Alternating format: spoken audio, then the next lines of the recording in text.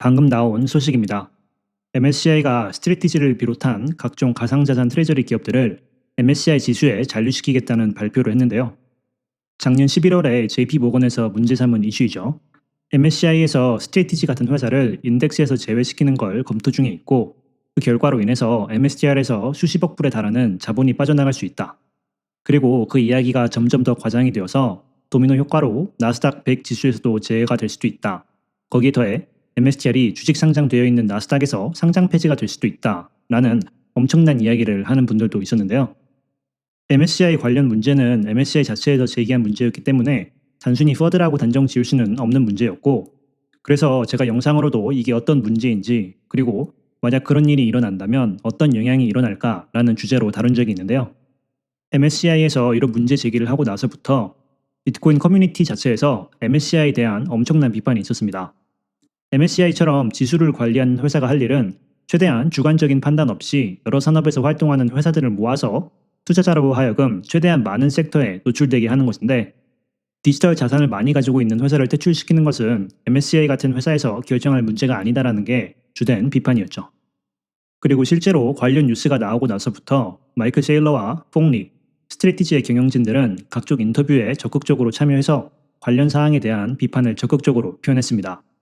10월 달에 MSCI에서 문제 제기를 했을 때는 아무도 신경을 쓰지 않고 있었지만 11월에 JP모건이 관련 소식을 전하면서 문제가 커졌고, 12월에는 여러 비트코인 관련 투자자들이 힘을 보태서 MSCI의 결정을 비판하고 디지털 자산의 중심이 되겠다는 트럼프 대통령의 정책과 반대되는 아주 후진적인 결정이라는 이야기들이 나오면서 일이 커지자 MSCI 자체에서도 물러난 것으로 보이는데요.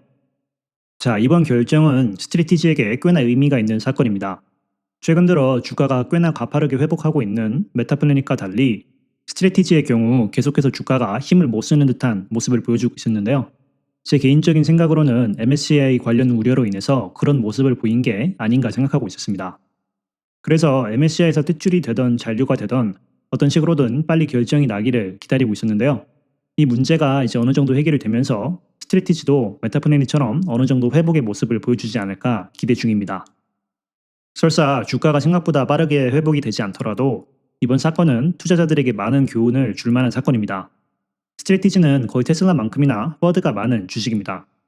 MSCI에서 문제 제기를 했던 이 하나의 사건이 MSCI 주식에서 수십억 불이 빠져나갈 수도 있다는 이야기로 확대되면서 투자자들에게 공포심을 불어넣었죠.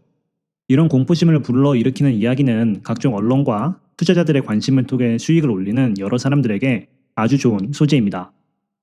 그래서 그 이야기를 가지고 MSTR이 나스닥 100 지수에서도 퇴출이 된다거나 나스닥에서 상장 폐지가 되어서 투자자들의 돈이 다 날아간다거나 밑도 끝도 없이 갑자기 우선주 배당을 못해서 망한다는 등 정말 많은 이야기가 있었죠. 저도 그래서 그때 이런 헛소문들에 대해 제대로 된 사실을 전달하기 위해 많은 노력을 했는데요. 진정한 장기 투자자라면 이런 악재가 생겼을 때 감정적으로 반응하지 않고 최대한 객관적인 사실들을 기반으로, 그리고 자극적인 이야기들을 하면서 관심을 통해서 돈을 버는 이들이 아닌 회사를 이끄는 경영진들의 설명을 기반으로 판단을 하는 게 중요합니다. 앞으로도 스트레티지는 많은 위기가 있을 거고, 이 회사를 깎아내리고 공포심을 유발하려는 많은 퍼드가 있을 겁니다. 그럴 때마다 오늘 같은 날을 기억하면서 본인 스스로 생각하고 판단할 수 있는 투자자가 되기 위해 노력하는 게 중요합니다.